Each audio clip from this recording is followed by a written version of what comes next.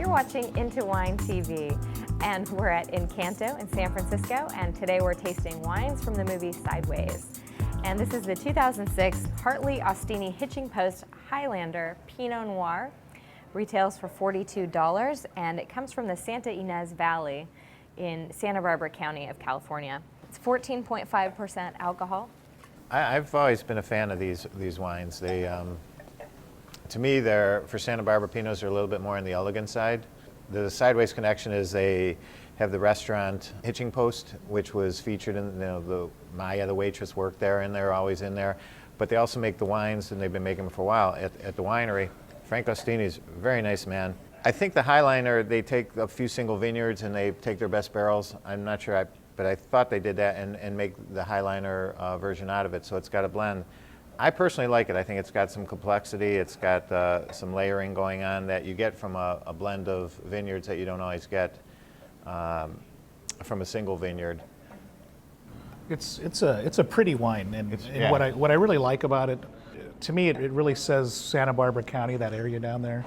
And for some reason, and most people I've mentioned this to probably don't agree with me, but it's probably just a palate thing or an olfactory sense thing. But when I get the nose on these wines from that area, sometimes I get a little bit of like a tangerine or a slight orange citrus note down deep there in the middle somewhere that really says to me, Santa Barbara, Central Coast area. But just a pretty wine, well made.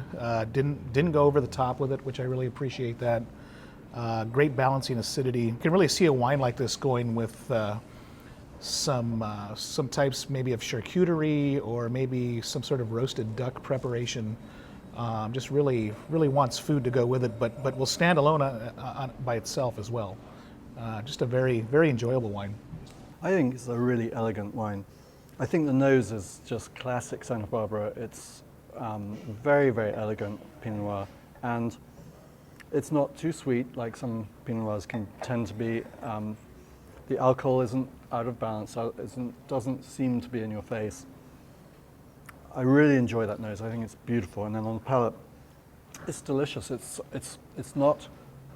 Some Pinot Noirs tend to be too sweet. This is not sweet, it's balanced. It's also got a lot of substance to it, so very firm, some good firmness to it. I think overall it's good. I think the price is not unreasonable, $42, when you look at other equivalents which are $50. I think, not unreasonable.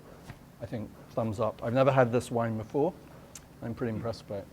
You said pretty, you said elegant. I think at its best, that's what Pinot does. Yeah. It's not a powerful wine. It's a feminine wine, and this does that.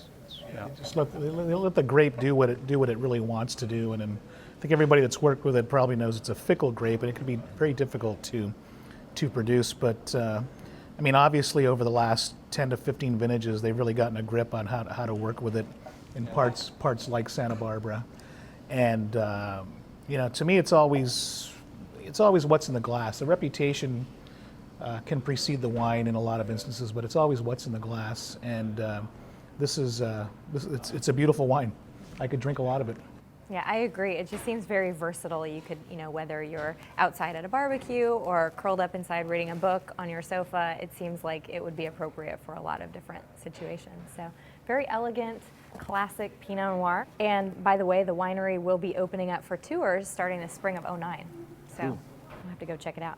It's the 2006 Hartley Ostini Hitching Post Highliner Pinot Noir.